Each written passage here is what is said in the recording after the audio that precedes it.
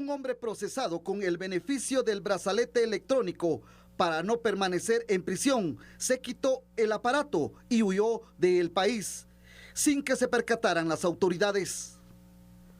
No obstante, fue recapturado.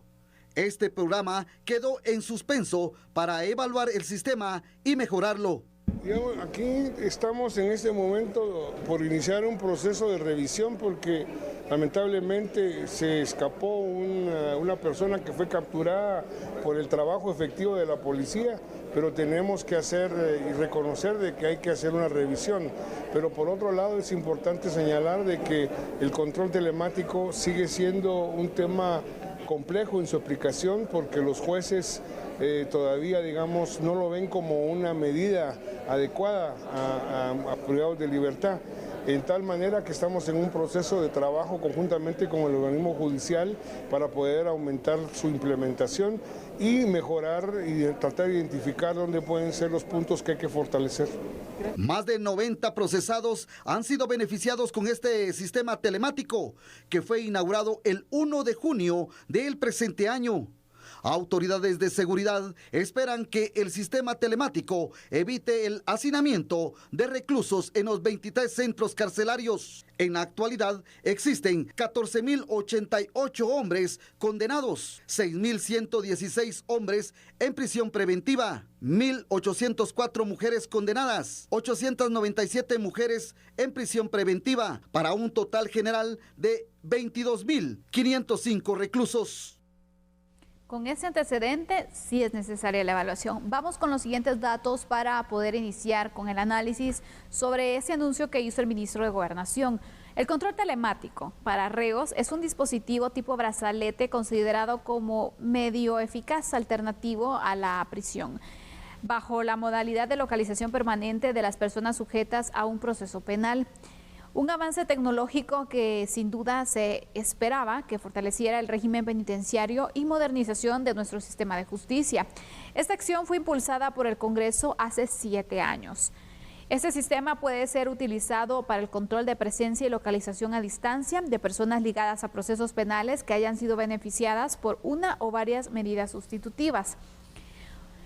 Hay que tomar en cuenta que para este beneficio la persona debe pagar una tarifa individual por el uso y servicio del dispositivo, que es de 50 quetzales diarios y 1.500 quetzales la tarifa mensual. Cabe resaltar que la destrucción, alteración y la evasión de dispositivos electrónicos es sancionado con prisión de los 3 a 6 años y también contempla una multa de 10.000 a 20.000 quetzales. Bueno, este tema ahora está en evaluación, se queda en suspenso. ¿Qué es lo que va a pasar entonces con las personas que gozaban de ese beneficio? Es un tema que sin duda tienen que analizar, porque imagínate, Fernando, supuestamente un sistema que podía evitar ese tipo de situaciones que se le daba a ciertas personas que lograban comprobar, ¿no?, que podían optar a este beneficio, primero porque obviamente el poder pagarlo, ¿no?, porque no todas las personas se pueden hacerlo también, y sobre todo también entran en un análisis de ver, bueno, él no tiene ningún riesgo de que se pueda escapar, démosle la posibilidad, ¿no?, de poder tener este brazalete con la condición de que obviamente él se haga cargo del pago correspondiente.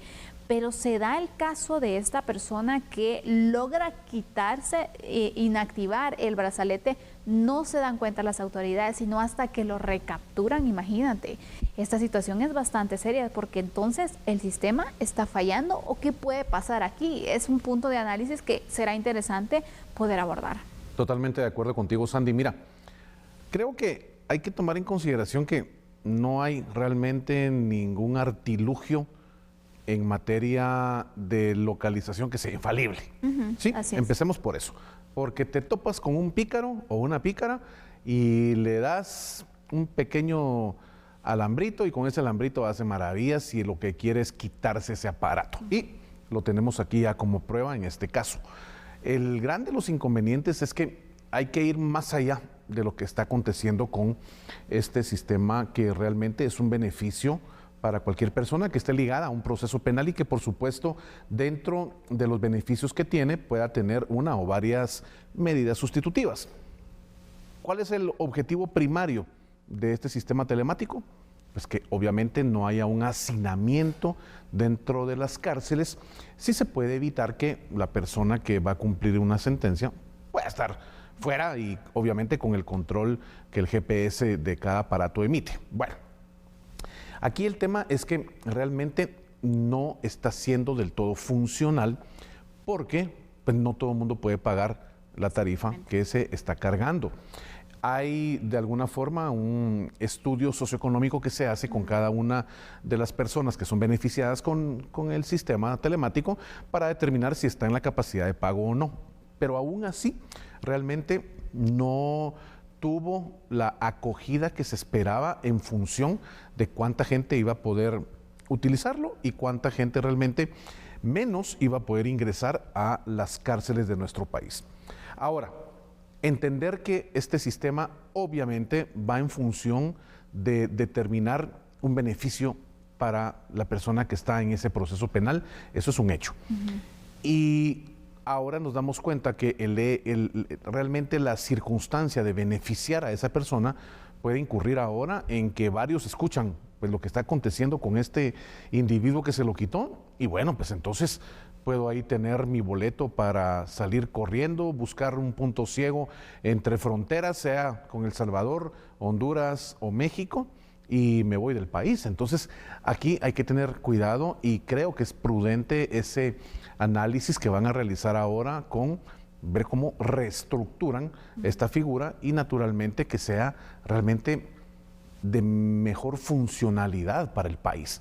El sistema que hoy se maneja le permite a cualquier persona tener un beneficio inmediato, poder estar en su casa, poder estar pues controlado obviamente en cuanto a la ubicación del GPS, pero aún así está siendo realmente muy poco lo que se utiliza y creo que hay que hacer pues ese análisis de hacia dónde quieren llegar con este punto y por supuesto determinar cuán beneficioso ha sido hasta el día de hoy, desde el momento en que inició pues, la utilización del sistema. Así es.